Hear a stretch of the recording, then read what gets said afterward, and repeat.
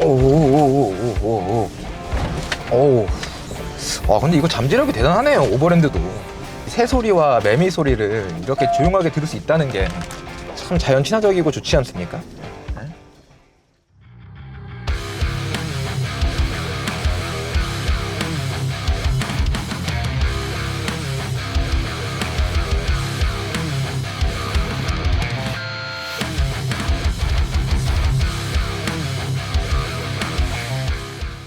안녕하세요. 오토캐스트 김성관 기자입니다. 지난 8월 3일 스텔란티스가 2021년 상반기 실적을 발표했습니다. FCA와 PSA가 합병을 처음 가진 실적 발표 자리였는데요. 코로나 시국에도 상당한 성장을 했다, 이 정도로만 알아두시면 될 것 같습니다. 이어서 나온 이야기가 좀 흥미로웠는데요. 바로 스텔란티스의 전동화 전략이었습니다. 스텔란티스는 향후 2년간 총 11종의 순수 전기차와 10종의 플러그인 하이브리드를 내놓겠다고 발표했는데요. 스텔란티스의 소속 브랜드인 지프 역시 전동화의 옷을 입는다고 합니다.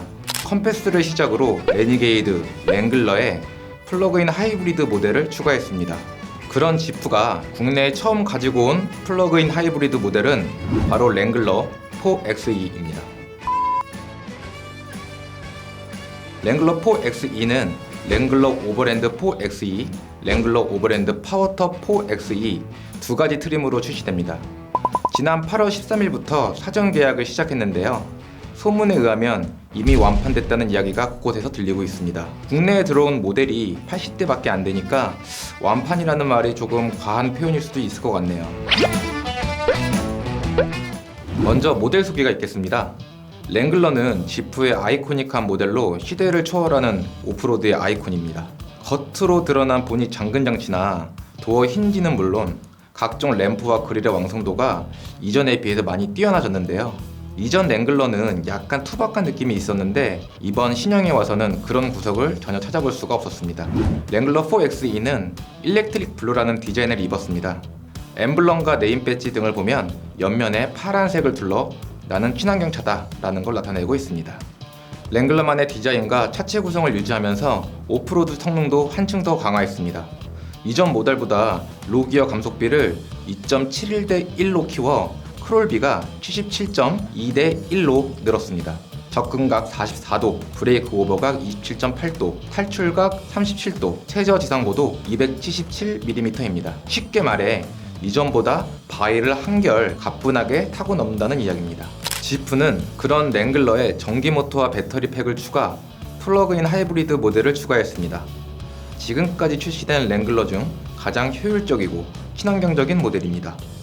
플러그인 하이브리드가 내연기관에서 순수 전기차로 가는 과도기적인 기술이라고는 하지만 일반 하이브리드보다 더 큰 배터리와 전기 모터로 효율과 성능을 모두 만족시키고 외부 충전 시설이 있으면 좋겠지만 없어도 나름의 그 활용도가 뛰어납니다. 이러한 플러그인 하이브리드의 성격을 잘 활용하면 교외에선 달리면서 충전을 하고 도심에선 EV 모드로 이산화탄소 배출 없이 달릴 수 있습니다. 저는 지금 경번 분교 앞에 도착했습니다. 랭글러가 오프로드 잘 올라가신다는 건 다 알고 계시잖아요. 그래서 저는 좀 특별하게 그냥 올라가는 게 아니라 이 차가 또 플러그인 하이브리드잖아요. 전기 모드가 있어요. 일렉트릭 모드라고 해서 전기만으로 올라갈 수 있는 모드가 있습니다. 그걸 켜놓고 한번 가볼 생각이에요. 자, 지금 버튼 누르겠습니다. 지금 엔진은 전혀 돌고 있지 않고요. 오로지 전기의 힘으로만 가고 있어요. 근데 조금 의심하시는 분도 계실 거예요. 아무리 이 차가 랭글러라고 해도 전기의 힘만으로 오프로드로 올라갈 수 있느냐? 지금 이 차에는 전기 모터가 두 개가 들어가 있거든요. 하나는 45마력, 다른 하나는 136마력을 발휘해요. 그러니까 단순 계산으로도 181마력이라는 힘을 발휘하는 거죠. 그러다 보니까 전혀 힘이 부족하다거나 좀 버겁가거나 그런 생각은 들지 않아요. 오히려 엔진 힘이 없다 보니까 노면에서 올라오는 소리, 그리고 이런 나뭇잎, 나뭇가지들이 차체를 스치는 소리들이 정말 가깝게 들려와요. 며칠 전에 비가 좀 많이 와서 그런지 바닥에 있는 흙이 많이 씻겨 내려가서요, 돌멩이들이 많이 드러나 있네요. 그래서 조금 더 진동이나 이런 게 좀 더 셀 수도 있는 것 같아요. 이 차의 뒷좌석 아래에는 17.6kWh 리튬이온 배터리 팩이 들어가 있어요. 완전히 충전했을 때 32km 정도 갈 수 있다고 나오는데, 제가 봤을 때는 이게 움직이면서 회생제동하고 뭐 이런 것까지 다 고려했을 때는 한 40km까지도 갈 수 있지 않을까, 그런 생각이 듭니다. 지금 이 차는 전기로만 4바퀴를 모두 굴려요. 그래서 한쪽 바퀴가 뜨거나 뭐 바닥에 접지하지 않더라도 나머지 3바퀴가 접지를 잡고 앞으로 굴러나가서 이런 험지에서도 충분하게 앞으로 나아갈 수 있거든요. 근데 진짜 힘이 괜찮네요. 처음에 약간 저도 약간 좀 불안해했는데 그런 불안함이 많이 없어졌어요. 이 차는 루비콘이 아니라 오버랜드지만 이 차만의 장점이 있어요. 자연에서 달릴 때. 그건 바로 요 파워톱이래요. 정말 자연의 전기차인데 SUV고 톱까지 열려, 자동으로. 그러면 뭐 이런 오프로드 주행 가기 정말 재밌을 것 같아요.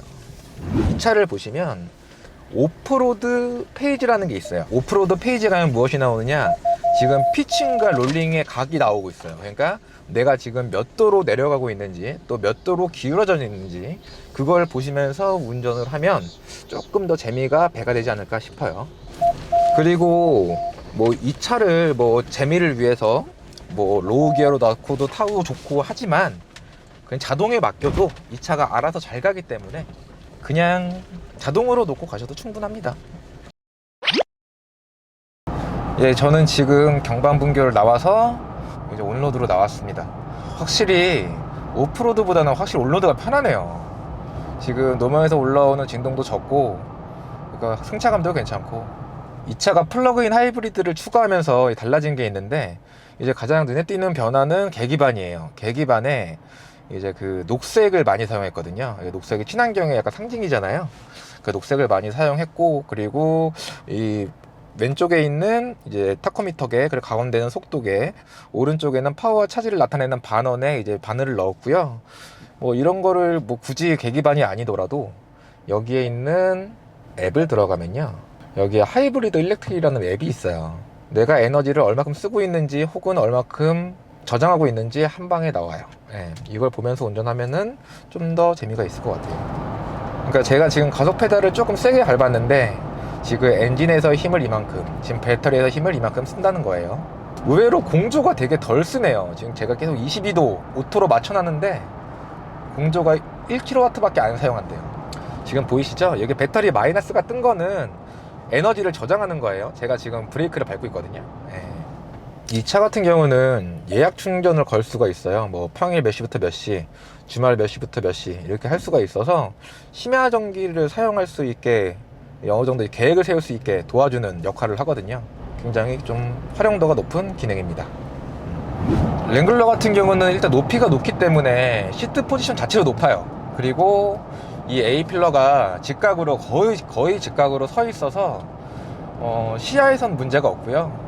운전할 때 앞에 시야를 확보하기 좋고요. 또 높기 때문에 이제 제 눈높이가 여느 약간 SUV의 약간 지붕선 정도예요. 뭐 앞에 뭐 승합차도 있는데 승합차의 루프 높이가 저의 눈높이거든요. 그래서 약간 좀 내려다보면서 달릴 수 있는 좀 그런 좀 느낌도 있어요. 일반 도로에서 바퀴 구르는 느낌은 굉장히 좋아요. 일단 이게 깍두기 타이어가 끼어져 있지 않아서일 수도 있고, 그리고 사하라 같은 경우는 스웨이바가 없기 때문에 이 접지, 그러니까 일반 도로의 접지를 잡아주는 건 굉장히 좋거든요. 강성도 높고 승차감도 나쁘진 않아요. 이게 바닥에서 올라오는 타이어를 타고 오는 노면의 진동 같은 경우는 조금 있는 편이에요. 그런데 뭐 그게 그렇게 심한 편은 아닌 것 같고요. 일단 저는 이 엔진, 직렬 4기통 2.0 엔진이 이거는 뭐라고 해야 되지, 좀 투박해요. 예, 다른 거는 다 괜찮은데 이 엔진 같은 경우는 좀 투박함을 조금 못 버린 것 같아요.